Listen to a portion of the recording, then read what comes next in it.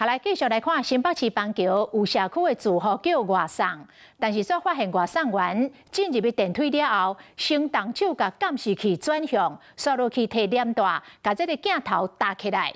這樣啊奇怪的行為，住戶講看到真恐怖。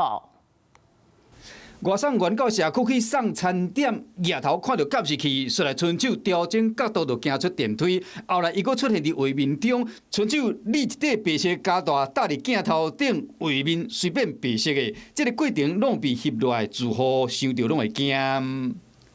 這個社區有警衛定時在巡邏，而往旁邊一看，牆壁上還能看到一整排的監視器畫面，是一目了然。而當時男子是拿着膠帶貼住了監視器，畫面直接被拍到社區的群組裡，引發討論。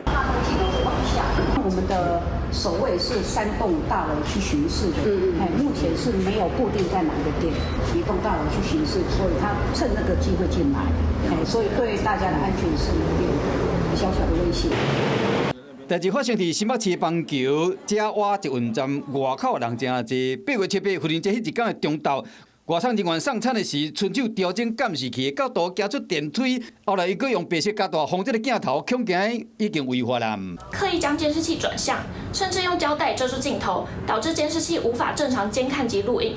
這樣的舉動不免讓人懷疑他後續將從事不法行為，顯然有惡意。若是造成監視器歹去，就可能牽涉到毀損罪。社區大樓的壁頂有搭海報，截圖監視器畫面有寫字，要住戶注意可疑的分子。即馬又閣發生有外送人員放這個監視器，雖然唔知伊的用意，住戶即馬只能互相的提醒，小心再謹慎。